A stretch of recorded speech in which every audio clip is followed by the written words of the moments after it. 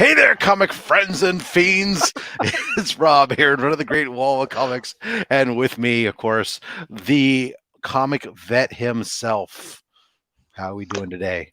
Wonderful, wonderful. It's a beautiful day here in Ontario. It's like 22 degrees Celsius. I guess that's probably high 70s, low 80s that are friendly south of the border in the United States. It's just a beautiful day. Beautiful day. Excellent. Hey there, Crucius from New Mexico. Well, how's it going there? Yeah, I had shared with you that opening, but I Yeah. hadn't put that last piece on there yet. I had That my was that was a curveball that threw that was the final strike three for me. I just had to watch that go by. Woo! You know, like San Diego last night with their no hitter. But yeah, it was that was pretty good. Good for you, Rob. Good for you. it was great. I was telling my wife the other day. I said, "Hey, I need you to record this thing." She's like, I said, "I need a female's voice." She says, "Well, I can use." She says, "You got two of us here, you, me, and your daughter." And I said, "Yeah, well, since I'm making fun of a porn site, I'm gonna go ahead and go with the adult and not my teenage daughter. Thanks." You gotta have some sort of values here, right? Like Hey there. So welcome to the second episode of Slab Hub, going deep in Rob's Fat Stacks of Comics. We have here box number 2. So we'll be going through this box. Chris, of course, will be providing us color commentary and some other insights as we go along, helping me keep track of the messages come in. If you have any questions or anything as we go throughout, please shout them out. And of course, if you have an interest in something, and this is not a pitch. I'm not trying to sell these books, but if you're interested, you can reach out to me and we can talk. I may or may not let a slab go because I'm a collector, not a seller, but it has been known to happen every once in a while. And of course, if you have any questions about the grading process throughout the whole thing, feel free. Either if you're watching this in replay, you can post it down below because I'll answer it in the future. All right, so let's get started. Let's make this into our mode that I want for this presentation. There we go. And slab number 1, right out of the gates, we have the all new Guardians of the Galaxies. This is a KRS exclusive. Oh, I know what I forgot to do. I forgot to have up my my cheat sheet as to what everything is. So I'm going to secretly do that while we're talking about this. But so this book here is who is this? Aaron Cooter art. I don't know. It was one of those. This was a cover by book. You know, what do you do that from time to time? You just can't help yourself. And Guardians of the Galaxy was super hot at the time, and pick it up. Hence, it's in the PGX. It was just a capture and preserve, and not much to do with it. that's a fire cover. He does a lot of fantastic X-Men stuff as well. Aaron seems to be one of Marvel's go-to when it comes to books that need that extra oomph when sales are starting to lag. So yeah, that's a fire cover. Yeah. All right. Ooh, yes, because I am that child who grew up with it, right? Battlestar Galactica #1. Now, this is a book that just shocks me. It's like, well, maybe it doesn't shock me and surprise me. I guess I don't know, but you just there's no value to this book whatsoever. And we could talk about that, Rob. Yeah. And when people often ask me like, "What's your top 5 favorite shows of all time?" The recent Battlestar Galactica is always there. It is just, even for people that don't like science fiction or stuff that's set in space or whatever, Mm-hmm. it's just it was a fantastic show. And I really think when it comes to the 70s Battlestar Galactica, in particular that issue right there, if the new series, which I believe came out in 05, 06, around that neighborhood, and it lasted 4 or 5 seasons, and it does have a proper conclusion. It wasn't canceled, and it was a fantastic ending as well to that great storyline that they did. Okay. If that show would have came out, we can have a separate yeah, conversation about right. that, but But my point is, if that yeah. show would have came out 10 years later, and like we were just finishing up that storyline, you'd probably be holding $1,000 or $1,500 book in your hand right now because the hype would have been all over that series. Yeah. What the series was when it comes to comic book speculation was probably 10 to 12 years too early. But yeah, Yeah, but what's still, Battlestar still has a hardcore following. Like, let's be honest, I mean, right? yeah, I mean, I loved, I mean, Yeah, I love the original Battlestar. yeah, I really enjoyed initially when they kicked off the next run, the next show. yep, Um, there's rumors, of course, going on that potentially there's going to be another revival for Battlestar.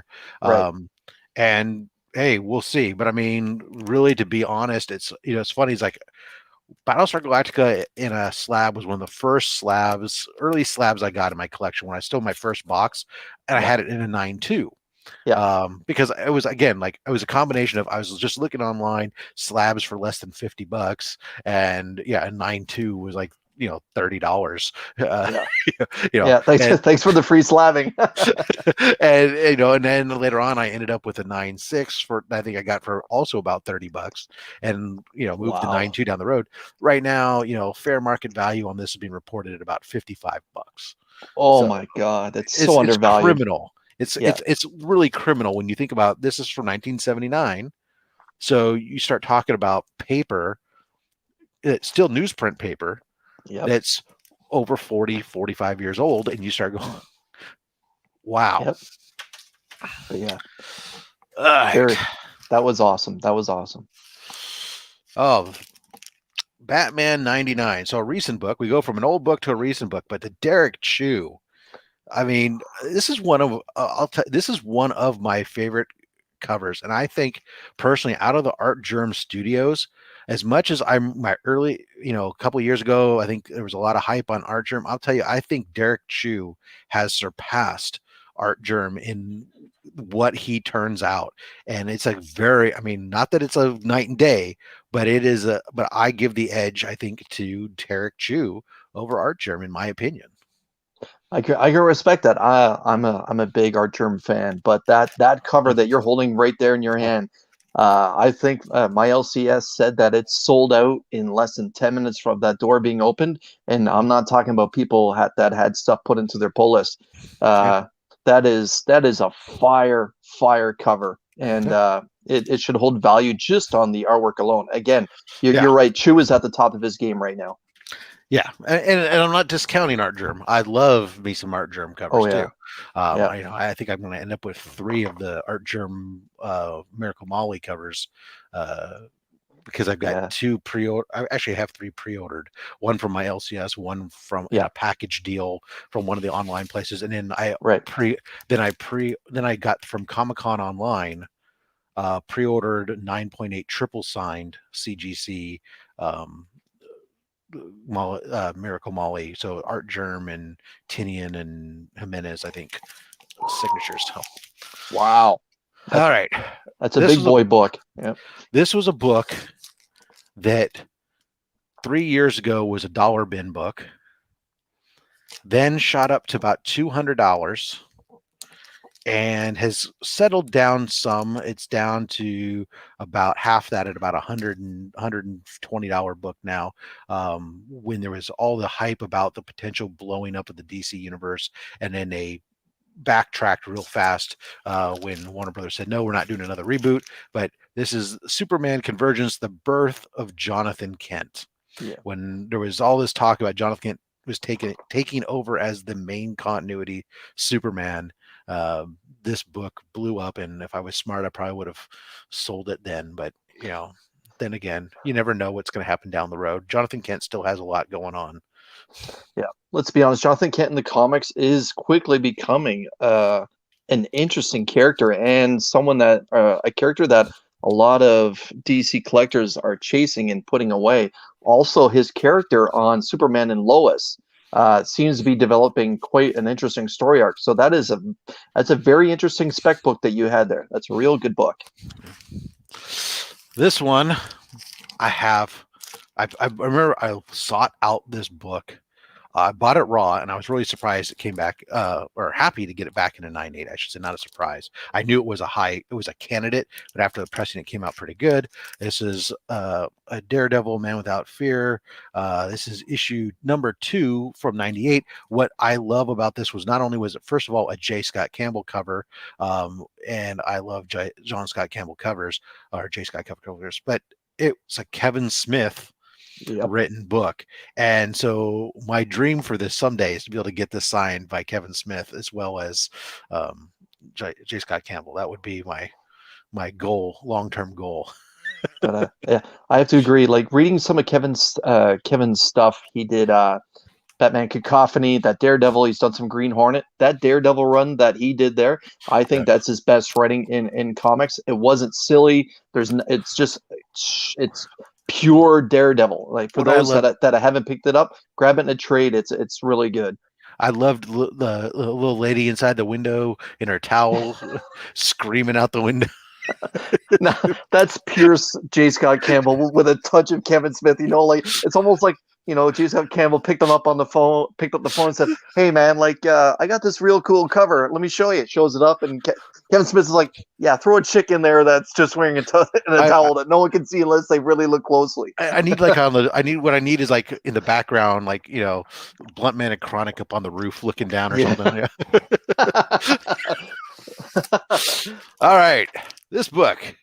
Oh baby, yeah. This is the error print. So you get it up there. You can see it'll say, if it'll focus, printing error. And so the printing error has the ad on pages 24 and 25 are printed without color.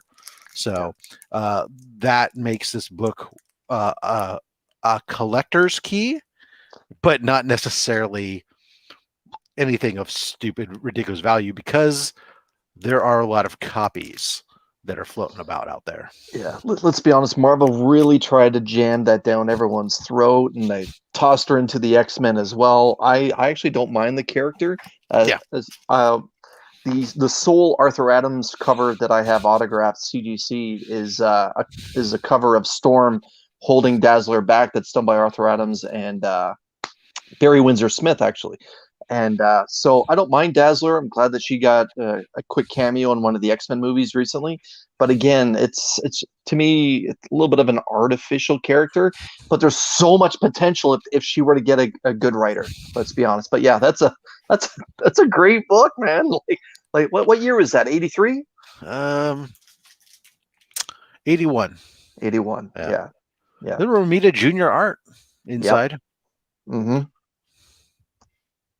First direct distributed comic by Marvel. That doesn't make any sense. Oh, okay. No, this was Marvel doing their own direct distribution. It was the first book, right, that they did without going through. Yeah, there you go. Yeah, there's a whole a whole big story about the whole music industry and Marvel trying to get their feet wet with Dazzler going into the music industry. Didn't work out so well, as we all know. And but yeah, that's a great book. All right, as a collector, that's a great book. Yeah, it's an easy one to acquire, right? Big Blue, how's it going there, buddy? Yeah, man. All right, this next one here, this is just strictly, of course, this is my jam, one of my jams, Firefly. This is when Boom Studios got this property and ran this. This is one of, I don't know, 27 first covers, issue 1 covers that they did. And I think I have 25 of them.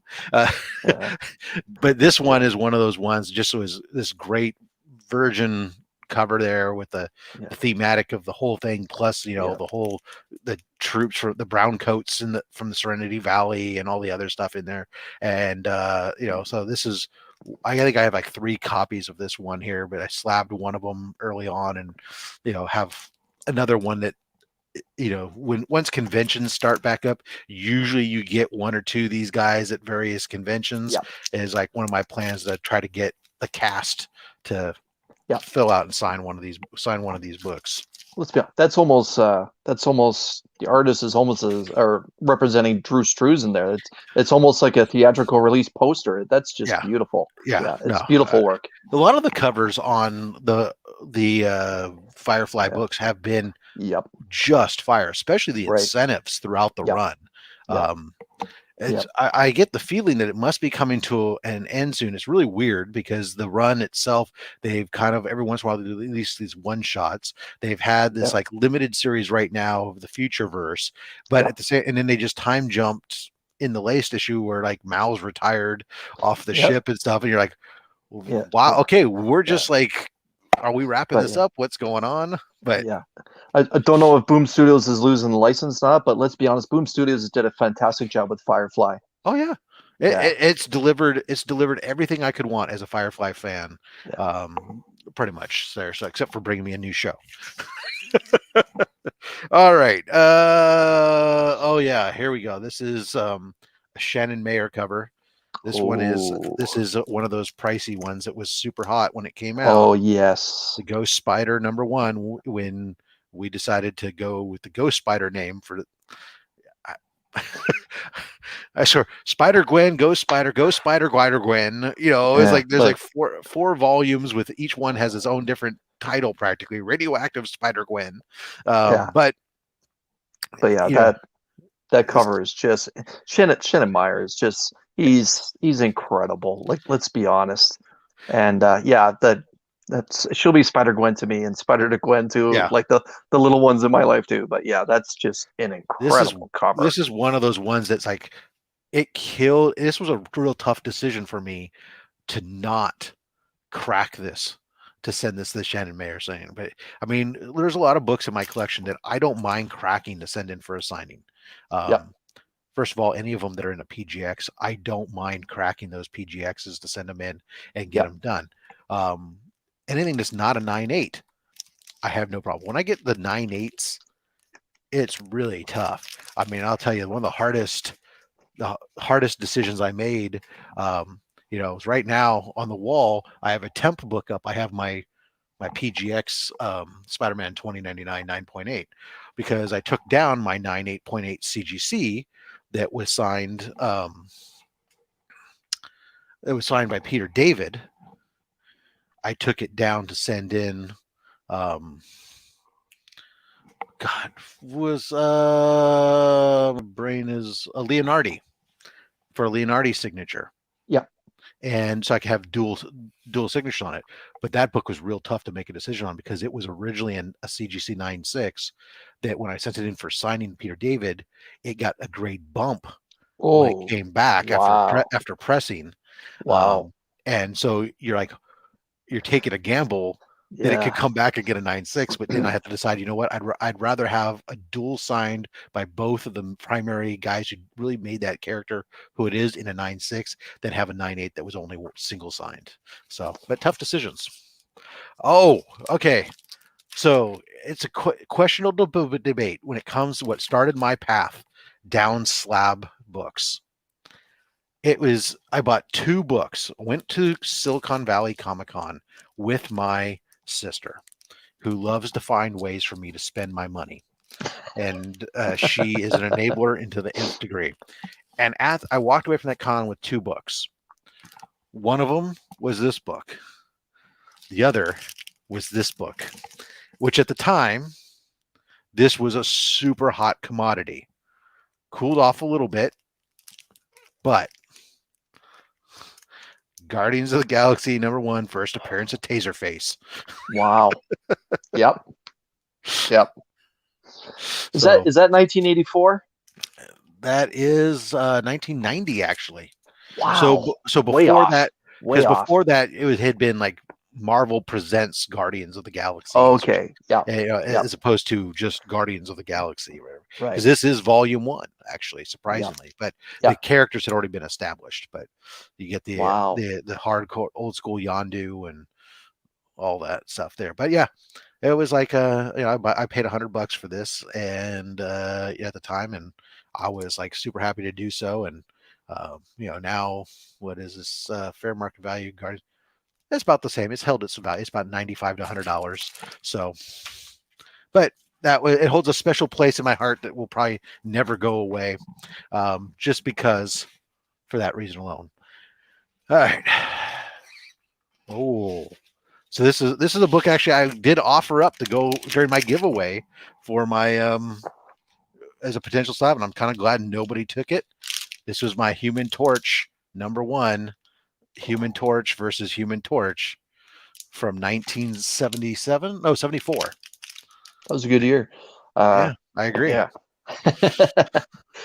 Yeah. But so yeah, So that's go ahead. now, so this particular issue, is that supposed to be Johnny Storm fighting Toro, or is that Yeah. another clone? Okay, right. But yeah, that's I have a lot of respect for the original Human Torch, and again, I'm a huge FF fan, but yeah, I have a lot of respect for Toro and the original Human Torch, because without the Human Torch, we may not have Marvel the way we do today. Yeah, just get back in your history books, Android. You've had Yep. it. You need a lesson in manners, kid. And the original Human Torch is just the guy to give them to you. Right. What's our creative team on that one? What's the creative team on that one? This one is Sal Buscema and John Yeah. Romita Sr. Very nice. Cut- That's John a great Romita team Sr. right cover there. art. Yeah. Yeah.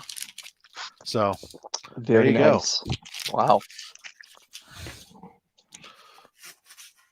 Oh, okay. Here's a book that is so egregiously undervalued that everybody should be running and grabbing this, because the collecting world is just absolutely insane that they do not value this book for what it represents and what it truly is. And that is Iron Man Submariner, the book that precedes Iron Man 1 and Submariner 1 for the Silver Age. Right. All right. So, Yep. I mean, what is this book? Go ahead. I'm going to look it up. What this book the backstory is on that book. If that book didn't sell well, the way that it actually did sell, we wouldn't have an Iron Man monthly, and we wouldn't have had the Submariner short run. In my opinion, it should have went a hell of a lot longer than what it did. So it's on the back and the strength of that issue you're holding in your hand, why we have Iron Man today in the full length run that he's enjoyed. And again, if that book never hit the way we did, where would popular culture be today? Because Iron Man is now a household name, considering that he's a B character, as far as I'm concerned, or at least with the way that I grew up. Yeah, until Downey took over the role. Right. Iron Man was exactly that. Right. He was just a B character, in my opinion, too. But yeah, if anyone can find that book anywhere between a 5.0 and an 8 for less than $200, do yourself a favor and get that book. That's creeping up. Pure, that is pure gold you're holding in your hand right there. That a lot of people don't even know that it exists. Yeah. I picked up this book about a month after I picked up my Submariner #1, and this book at the time, I think I paid about $200 for it in the 7.5. Now, I'll give you an idea. Right now, fair market value on this book is listed on Go Collect, listed at $290. Last sale on eBay was $311.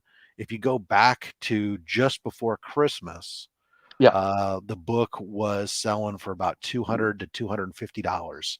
So it has gone up about $50 is all in that time, compared to what some of these other books have done in last couple months. Just wait till we get Namor. In we're the starting MCU. to get those rumors. We're starting to hear that, right? The Illuminati, when it gets a little more solid, a little more real, right? When people start I think people first are going to the Submariner #1 Silver Age book, because we've seen that one also ticking up. But as true collectors then start to realize, this is really the book before it.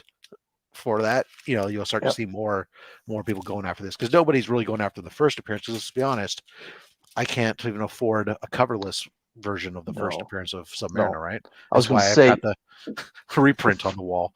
The first appearance of Namor, we're pushing like what, 1943, 42?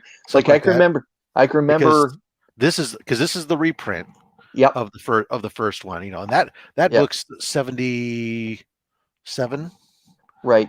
Is he battling the Nazis on the cover of that book? Yeah, he's got he's dumping a submarine with a tank on top of it, full of troops into the ocean. Hey, Rob, one of the nicest guys in the world just showed up in the chat. That's Shout right, out Chip. Yep, shout out to Chip. I go on, Chip. Thanks for joining us here on Slab Hub, Slab Hub. Any questions you guys have throughout throughout this process? Again, throw them up there so we can address them. If you want to ask questions about the books or grading, let us know. In the meantime, speaking of 1977, Iron Man issue number 99. So again, this is just again one of those random books when I was scanning for books for less than $50 between a 9.4 and a 9.8, slab books. It's amazing what you can find on some of these things. So this is just nothing special, just appearances by individuals. But hey, it's a sub 100 Iron Man, and with Iron Man getting more and more popular, it's going to be like those sub 100 ASMs eventually. I know plenty of people who are now doing trying to do complete runs between 1 and 100 and 1 and 250 on the Iron Man run, just the strength of the character in the MCU and how wonderful of a job that Downey Jr. did. So yeah, that's right there. That's you're holding money if you decide to flip that book. Yep. All right. And so that means I think if this goes in the order the way it should be, yes, I'm right. Okay. This was a book that was a little bit more, the original. So Iron Man issue 200, the first appearance of, blah, blah, blah, blah, I forget the name of the book all of a sudden.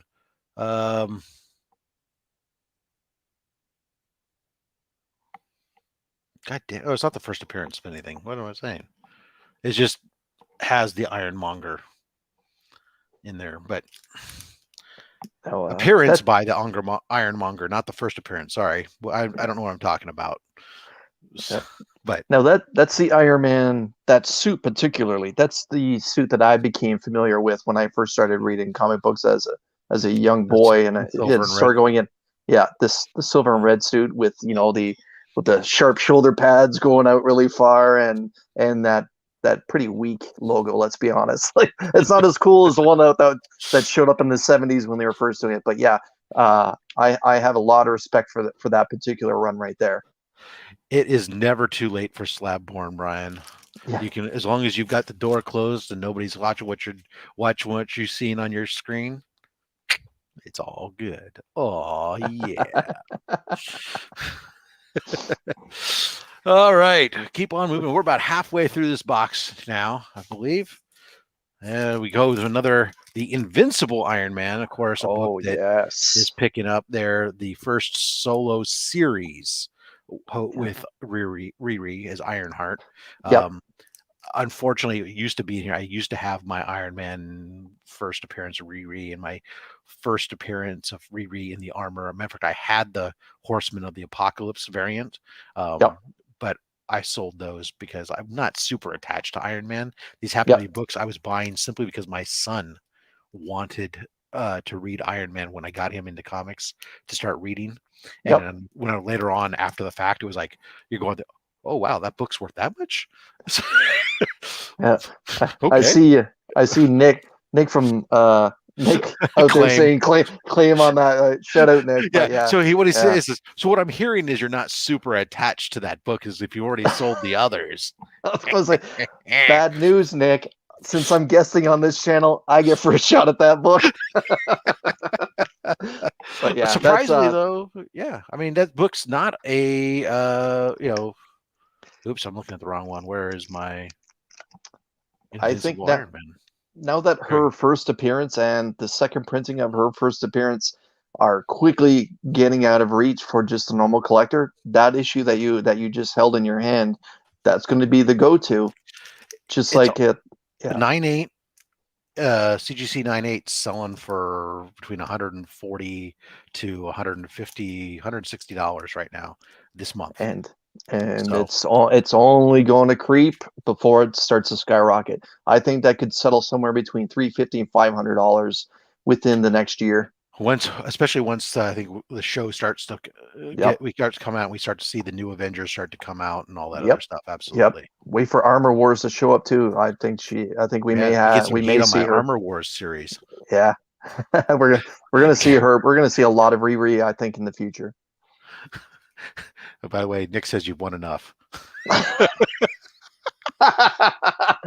Touche, sir. Touche. All right, some Frank Miller cover goodness Oh in yeah. the Marvel team up Spider-Man and Machine Man's Marvel team up issue number 99. Yep. This one actually surprised me when I found out that it was a Frank Miller cover.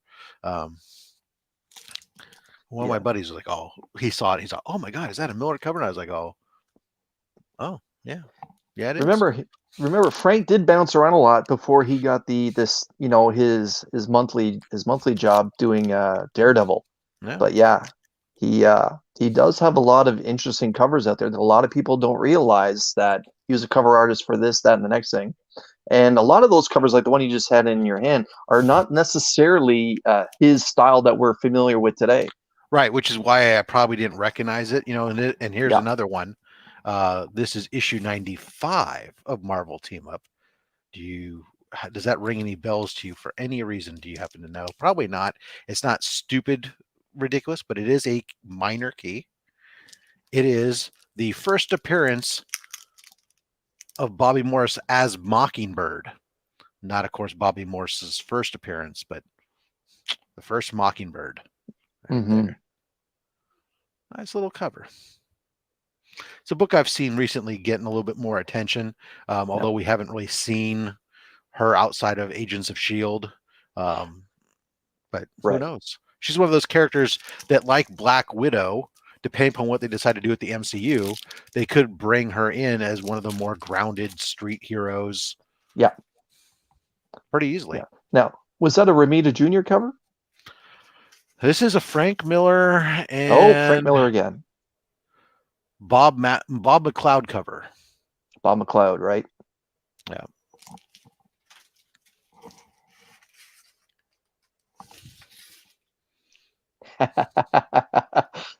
Let's roll, baby. Let's roll.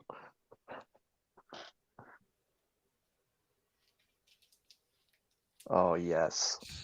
This is one that was on the wall for a while, for an extended period of time. It was actually on my wall, but it eventually finally got bumped off the wall. But Ms. Marvel, and I'll tell you, what's great is I saw a wonderful homage to this cover for Star when they launched Star out of the current one. It was a great homage cover to this one here. But Ms. Marvel, Carl Danvers showing up there as Ms. Marvel before she became Captain Marvel. Right. It's very, very important book right there. Not an expensive book, but now it's been my experience with that book. I've had my eye on that book ever since Brie Larson was originally cast a few years back. It's very much a roller coaster book, in my opinion, up and down. I remember high grades like what you're holding in your hand there were going for big dollars, and then the movie came out, and people weren't necessarily sold on Brie being the character in her own solo movie, and the book kind of cooled off. And then when she made her appearance in Endgame and did a great job, I thought, in Endgame, and the books went back up again. Now, you just mentioned Star. I would love to see Star as the villain in Captain Marvel 2. Like, let's be honest, we're getting Captain Marvel 2, and we're getting Brie as Captain Marvel, whether people like it or not. Station. But yeah, that's a fire book as far as I'm concerned. Yeah. As soon as you picked it up and I saw that Ms, I'm like, yes, now we're talking, baby. So we're talking here in a 9.4. This is a book that's basically it's selling right now. This month and last month's sales, you're ranging anywhere from $200 to $240. Right. You go to a 9.6. A 9.6 is going to run you about $400. So, it's only when you get to the 9.8s where then now you start tripling or quadrupling the price exponentially. So that's that luxury tax, so to speak, right? But so very affordable book for a book that is, this is 1977 again. 1977, a lot of good books came out that year for Marvel. All right, some more sticking with the Ms. Marvel here. We got the first. This isn't it. This is just it is. This is the new costume. Marvel, Ms. Marvel issue 20, I think it is. Yep, 20. Yeah. So this is that new costume that became the staple of her wardrobe for many, many years. Yes. Matter of fact, the Ms. Marvel that a lot of people know. Yeah. That's the costume I grew up with. Yeah. As when I recognize her, I always think of that one. I do enjoy what she wears today. When she became Captain Marvel in the Avenging Spider-Man, I think issue 31 maybe, when she became Captain Marvel, I really hoped that they would have played that costume more into it. Other than I get that now they want total redesign, so the Yeah. creators of that one don't get any money for it. But again, I would love to see like a flash of that costume with her next movie. But One yeah, of those only because some of those just an Easter egg stuff, right? Like just like yeah, is one of those things you like to see. I mean, I don't necessarily need to see people running around in high heels and and strapless tops or whatever yeah, to trying to fight crime, but yeah. Interplanetary crime, all right, chasing here we Taserface. go. This is just again, this is one of those random issue things to pick up in Ms. Marvel issue 23 here.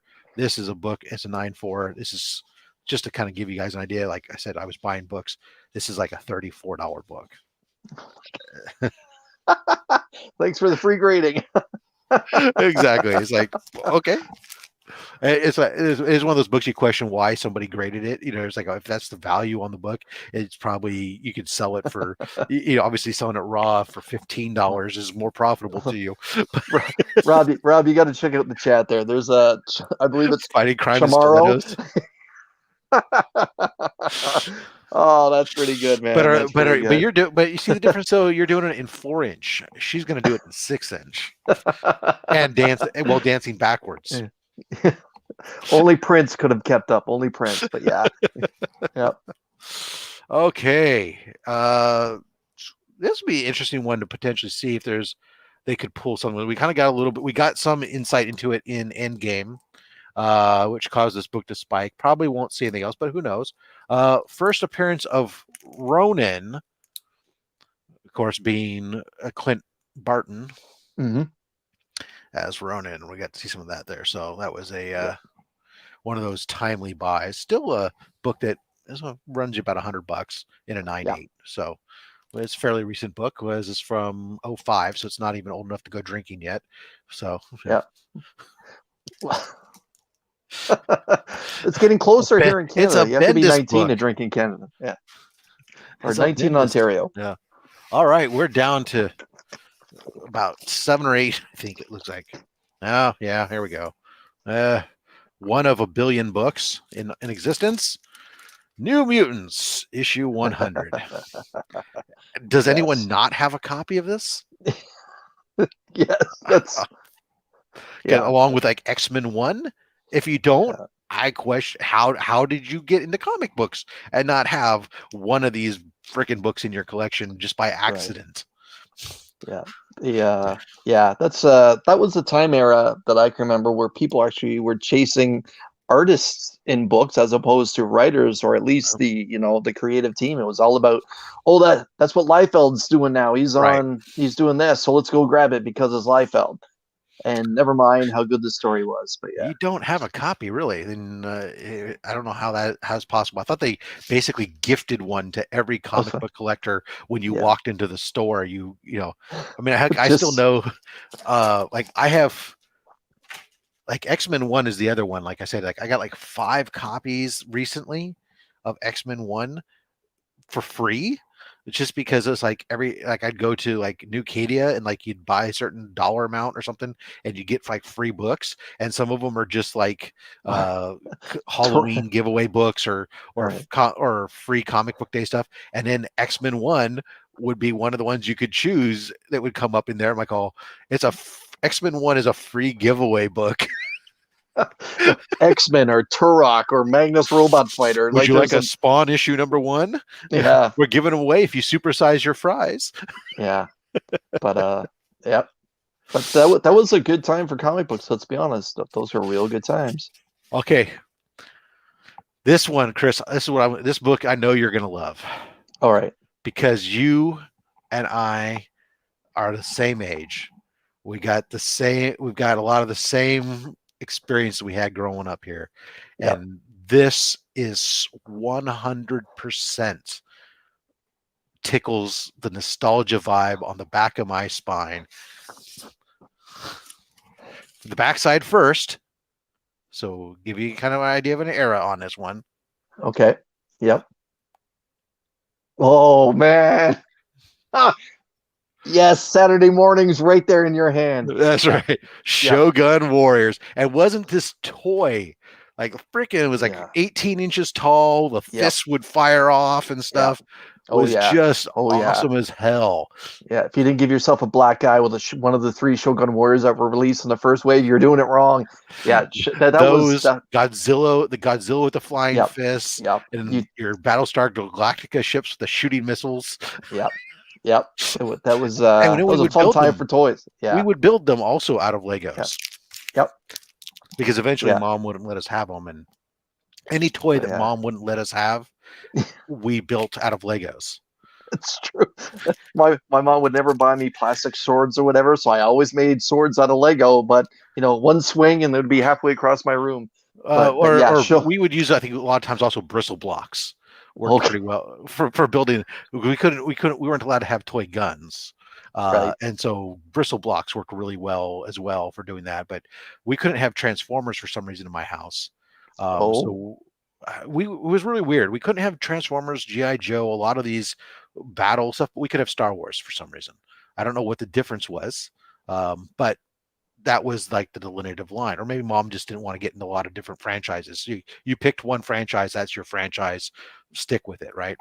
But so we built Transformers and like mask vehicles and stuff out of Legos. And building a Transformer out of Legos back then, before you had these kits that you have now today with all these specialized parts, when you really just had a 2x4, a 4x4, a freaking and some weird hinge points, that was like.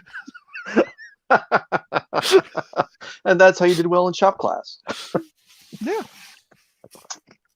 But yeah, that actual Shogun Warriors book was actually hot about 5 months ago when Crossover 2, was it, got released, and people thought, oh my god, like Donny Cates is bringing Shogun Warriors into Image or whatever. Like, no, there's no way he can afford that license. But again, that book is a little bit of a roller coaster book. Yep, up and down. Cost you about $150 for a 9.8. That's it. Yep. Old newsprint. You haven't seen one of these before, right?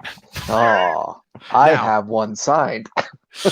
This one is the poly bag removed from. I had it removed from the poly bag as opposed to. So this is the newsstand edition, which you didn't have.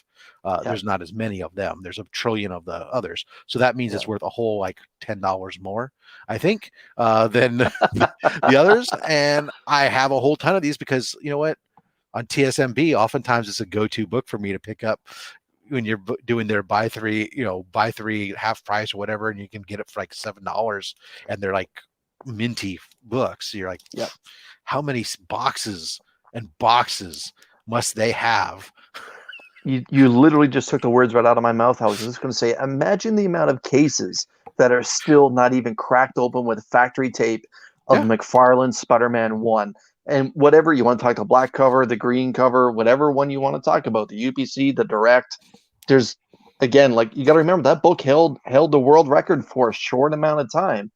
And I got to be honest, I was all over that when the day that was released, and they got into the Torment storyline featuring the lizard there. But yeah, that's for anyone that enjoyed comic books in the late 80s, early 90s, that is in their box still today. Well, I think this is another one of those books that probably everybody has. If they don't, it's really kind of surprising that you don't have a copy of this. If you don't have a copy of this, you definitely have an homage cover. Yeah. Because this ASM 300 and Spider-Man number 1, if they aren't the number 1 and number 2 respectively, most homage cover in the last 15-20 years, that I don't know what is. Matter of fact, I'm so sick of the homages to these covers, I will actually almost never buy it. The crazier thing about this, I think, is funny about this book is, these books, the Spider-Man, this one here, this is the polybag newsstand 9.6. It's like $55, whatever. Even the platinum in a 9.8 or something is like $80 or something, less than $100. Yep. The recent facsimile versions The crane, with the crane covers or the Yeah. Peach Momoko covers or any of the ones with the special artist cover, right, are worth more than the original book. And again, this is just the old curmudgeon in me. Yeah. I don't mind all that stuff, but and I understand that's purely a cover value because it's a fucking facsimile. It's not even an homage. No, it's a true talk facsimile. about it's a second print. If I always think the second print should be less, well, what the hell do you think a facsimile is? Yeah. I remember the day I got that book and I opened it up, and I remember admiring the cover, and I opened it up, and the first page had Peter web slinging through New York, but it was really up high. And I thought, my God, they went with the wrong cover here. They should have used this particular artwork where it's zoom in and his foot is up close. And anyways, the webbing, spaghetti webbing is just going everywhere. Again, that's pure McFarlane. It's pure 90s glory right there in your hand. And yeah, it is what it is. For Spider-Man collectors, it has to be in there. 6 books left in this box. Let's go. We're going to get through this here. I'm going to give you your release momentarily. But while we're building up to that climactic end, love for an informal survey in the chat here. Next week, so I have like I said 8 boxes that are like this way, and then I got another like 4 boxes signed. Do we want to run through into box 3, which would be more of these, or do you want me to alternate in there, like for every 2 boxes of this next week I can bring out one of the boxes of all signed slabbed books? You let me down below, signed or keep it in order. Anyways, let's move on.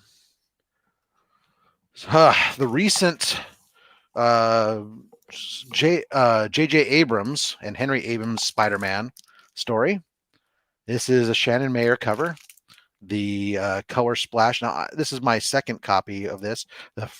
Actually, this was my first copy. My second copy of this cover is signed and in the yellow label bins. Just came in recently, but this is just Mary Jane. It's great. The color version. This is one of these examples where this color splash to me is so much better than the full color.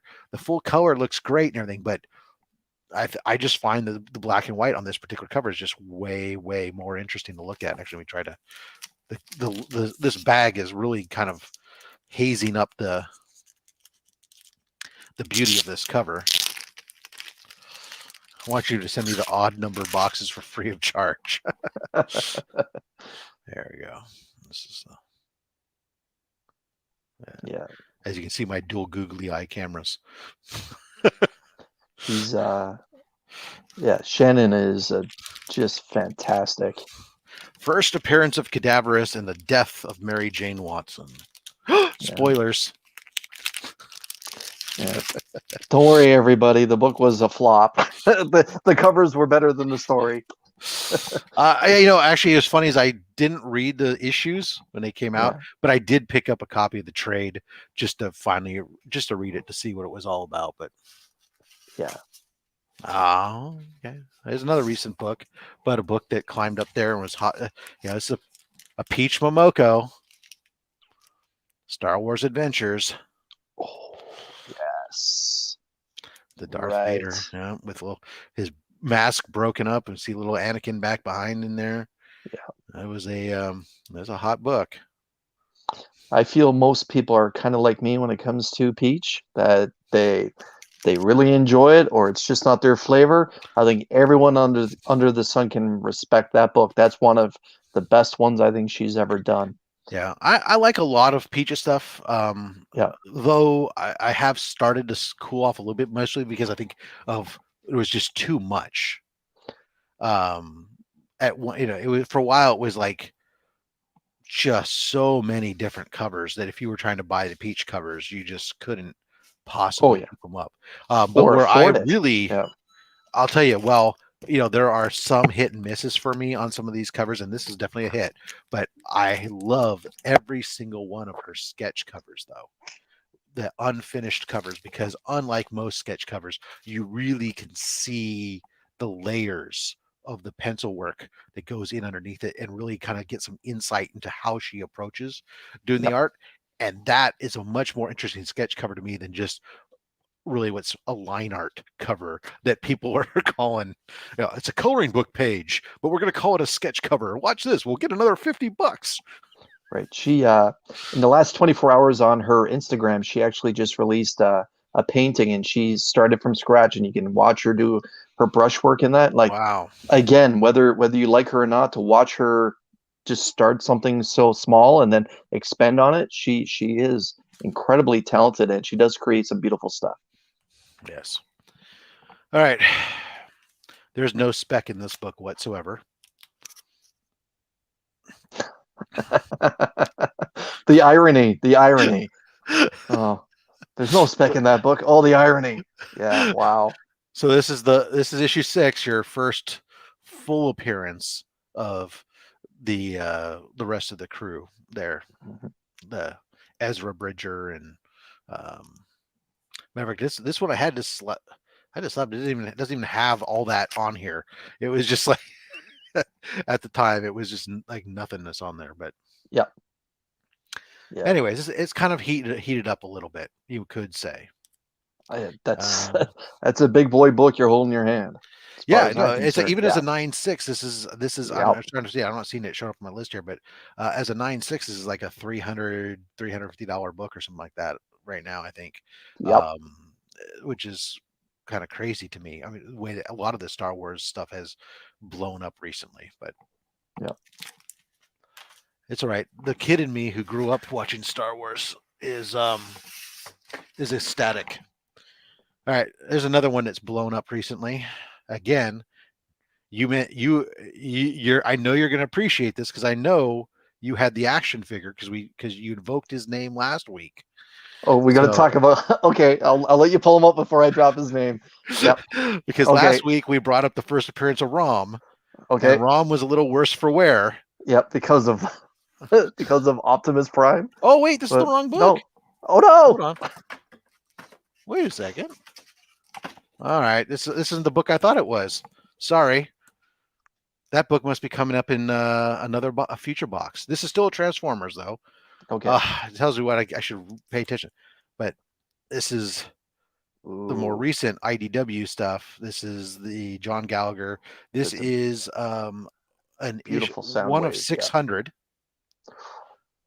Oh, Yeah.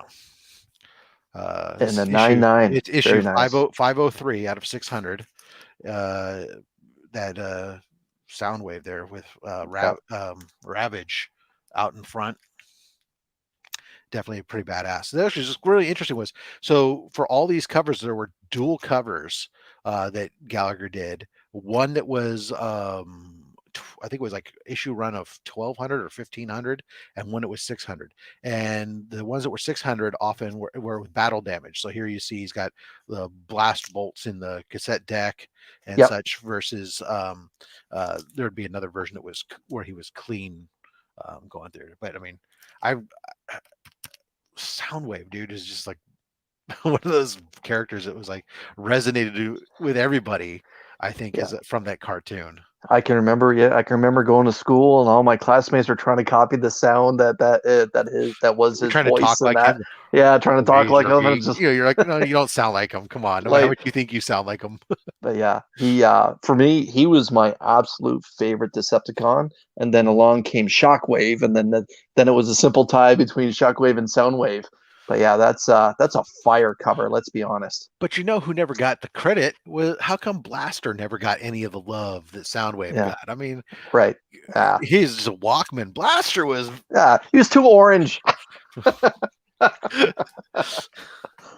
Oh man, I was so sad that segue was going to be brilliant if I had pulled out. That just means that we get to do it again when Transformers does pop out of this box. Right.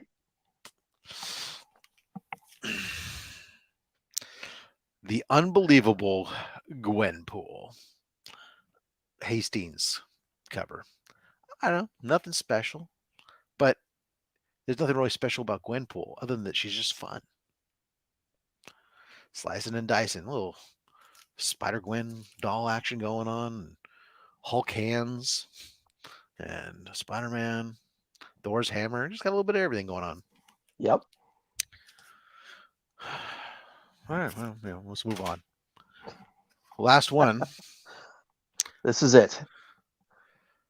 This is a book we did talk about though yesterday. I'm looking to double check. Last week we did talk about this book. This is the book to get you guys off let you guys off here. A book that has been heating up, even though the series itself gets no love whatsoever. Oh, yes. Web of Yes. Spider-Man. Just 9A, beautiful. Yeah, just an absolute gorgeous cover. Yeah, this was a book I picked up actually from DJ Links. He got it and put it up on his eBay, and I was like all over. Hey, buddy. Yeah, the as beautiful and as monumental as what that book is. It's the third full length monthly book that Marvel did with Peter as Spider-Man. That book is not homaged enough. We want to talk about how Spider-Man books like 300 and Solo Spider-Man 1 being homage to death. That book doesn't get that much homage love. And look at that painting. It's fantastic. And yeah, I really enjoyed that particular run, Web of Spider-Man. It never got old for me. Whenever it was released every 4 weeks, I always picked it up. Like Amazing, then Peter, then Web. In the 80s, there going into the 90s, there was some great writing and some good storytelling with that book. But yeah, every serious Spider-Man collector has that. Yeah, Star Comics has that number one in their collection. Strawberry Shortcake and Heathcliff and the Ewoks. Yep. And later on, Peter Porker. That's right. Yeah. Top Dog, Fraggle Rock, Muppet Babies. Who else? Planet Terry. Yeah, Peter Porker listed on it, Spectacular Spider-Ham, Wally the Wizard, Top Dog, and Royal Roy. Wow. Sometimes I love the back. You know what my listen, I'm going to ask you first. I want to see what you of these back covers. When you go back and you look at some of these old ones, which back cover ad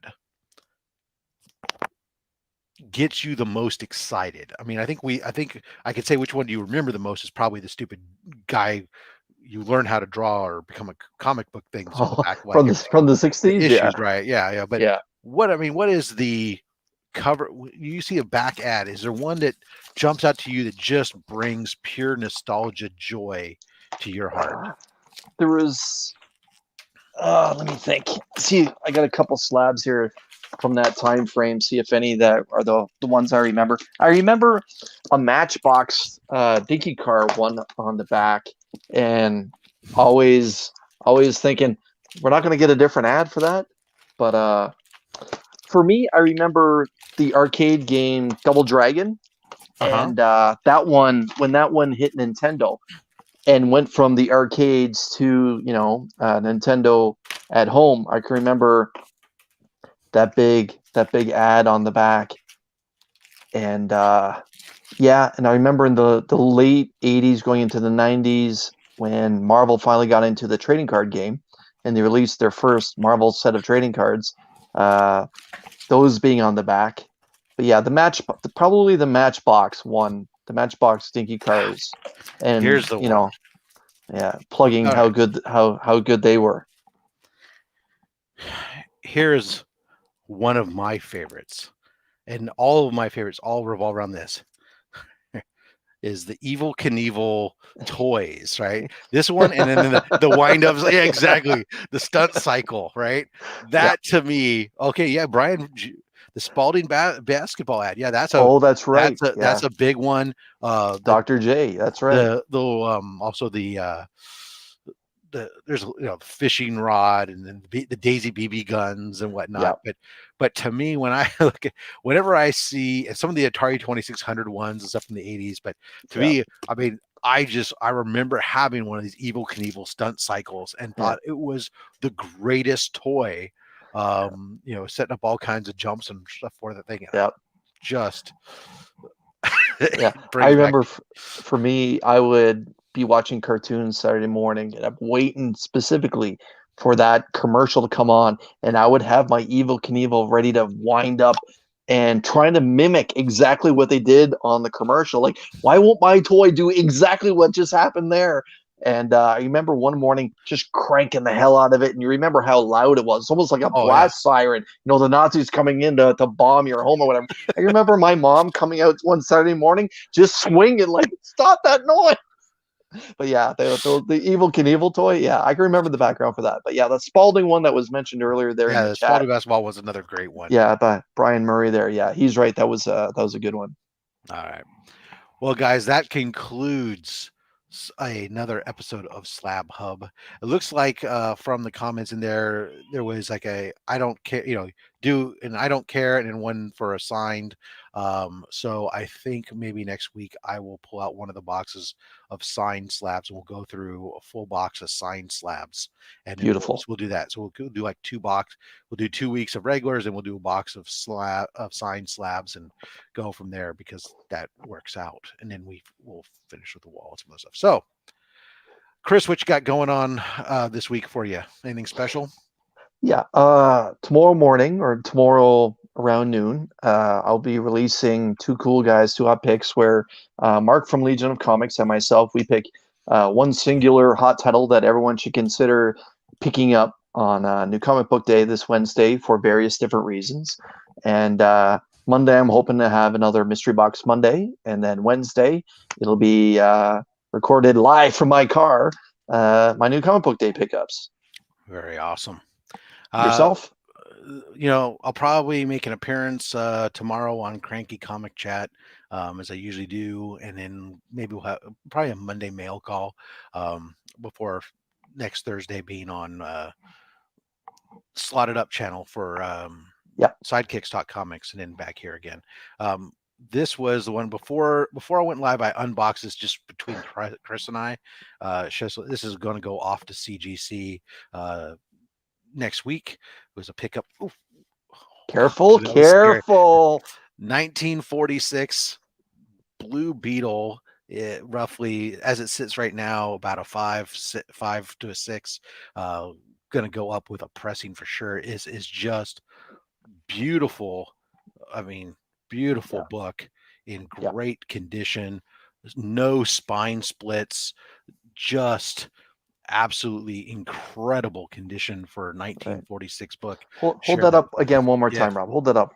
I just want everyone to see how bright and beautiful the yellows and the blues and the red on that cover is. Like that book we're talking is almost 60 or 70 years old or approaching 80. That is just a terrific book. Whoever had that before you got your hands on it knew how to take care of it, and it smells delicious, doesn't it? Oh God, dude, I can't tell you. But the second I popped the bag, it just you had a Ratatouille moment where it just took you right back. Oh man, it's just so wonderful. But so this guy's going off to CGC this week on a rush job because I got to get that back to see how that's going. But other than that, Gary B, thanks for joining us. We're going to sign on out of here now, but appreciate everyone joining us next week at the same time, 11:30 Pacific, 2:30 Eastern. Will be episode 3. We'll go do an entire box of the signed slabs for next week. So make sure you tune in and check us out. If you're watching us on the replay, again, if you have any questions about any of the books or grading in general, pop in the comments below. I'll go ahead and fill them out. And until next time, collect what you want. Don't listen to anybody else, including me, because I'm just a fat man with a fat stick of comics and a fat opinion.